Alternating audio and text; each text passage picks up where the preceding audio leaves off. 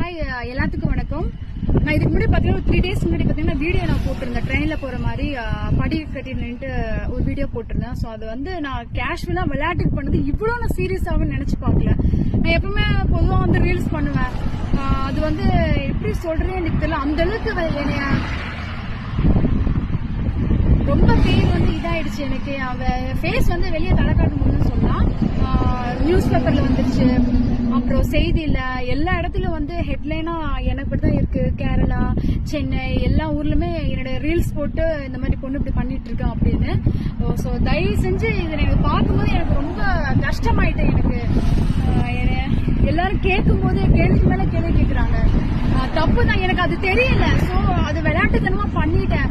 இவ்வளவு ப்ராப்ளம் வந்ததுக்கு அப்புறம் நான் அதுக்கப்புறம் வீடியோ டெலிட் பண்ணிட்டேன். ஸோ வந்து எனக்கு அந்த ஒரு நியூஸும் பார்க்கும்போது இந்த பாலிமர் நியூஸ் எல்லா நியூஸுமே பார்க்கும்போது எனக்கு ரொம்ப இது ஆயிடுச்சு. முன்னால எல்லாரும் கேட்டு போவாங்க, அந்த மாதிரி இந்த மாதிரிலாம் சொல்றாங்க. அதை நான் தப்பு தான் உணர்ந்துக்கிறேன். ஸோ இந்த மாதிரி நான் பண்றது நீங்களும் அந்த வீடியோ பண்ணாதீங்க தயவு செஞ்சு. அப்புறம் கடைசியில இதெல்லாம் நிறைய ரிஸ்க் இருக்கு. நான் ஏதாவது ஒரு கேஷுவலா நான் பண்ணிட்டேன், அதனால இப்ப நான் கஷ்டப்படுறேன். உண்மையாலுமே நான் சீரியஸா சொல்றேன். ஒருவேளை நான் மேபி அந்த வீடியோ பண்ணும்போது ஸ்லிப்பா இருந்தாலும் ஒருவேளை நான் டெத் ஆயிருக்கலாம், இல்ல ஏதாவது கூட ஆயிருக்கல, கை கால் போயிருக்கலாம். அந்த மாதிரி நிறைய பிரச்சனை இருக்கு.